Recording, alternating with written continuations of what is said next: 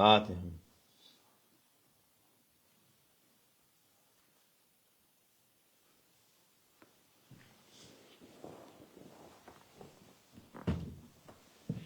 السلام عليكم.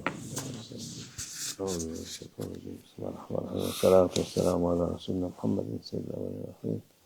مدد يا رسول الله، مدد يا سادات أصحاب رسول الله، مدد يا شيخ الدستور ولا شاء الله فازع شيخ محمد مدد طريقتنا الصحبة والخير في العام في الجمعية. فعال لما يريد. صدق الله العظيم. İstediğini yapar diyor ayet-i kerime Allah Azze ve Celle. Her şeyi kimseye sormaz. Ne yapacağım, ne edeceğim. İstediğini yapar. Onun için o yapılan şeyi ne için böyle oldu, ne için bu böyle oluyor diye sormak kimsenin faydasına olmaz. Ama yani hayır işler için olursa olur. Evet.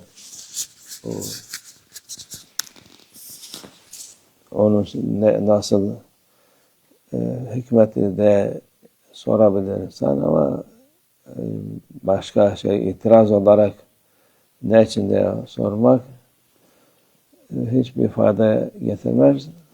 Zarardan başka şey getirmez. Zarar çünkü alışkanlık olur.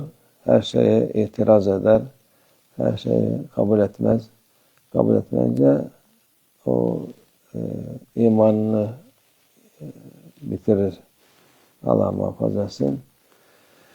Allah her şeyi güzel yapmış. Güzel yaratmış. Tabi dünya imtihan yeri olduğu için bazı şeyler mümin için hayırdır. Mümin olmayan için hayır sayılmaz. Her şey yani en güzel şey de olsa bile mümin olmayan o kendinin hayrına değil, iyiliğine değil, Allah'ın bir şeydir o. Ona daha fazla aslında daha fazla kötülük yapsın ki daha fazla azapta dursun, daha fazla cezasını çeksin diye bazen mümin olmayan için nimet değil de kötülük olur. Nimet müminedir. İyisi de iyi olmayan, gözükmeyen de her şeyde mümin için hayırdır. Mümin olmayan için en iyi bir şey olsa bile o hiçbir faydası yok. Ona daha fazla assın, daha fazla kötülük yapsın diye ona Allah önünü açmış.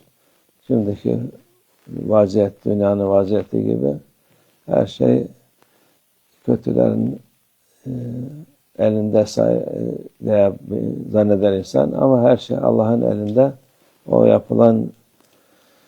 yaptıkları şeyin cezasını fazlasıyla çekmeleri için önlerini açıyor. Daha fazla kötülük yapın, daha fazla zulüm edin ki daha fazla cezanızı bulacaksınız. Allah muhafaza etsin. Onun için dediğimiz gibi itiraz, devamlı aksi muhalefet olmayın. Allah'ın dediği olacak.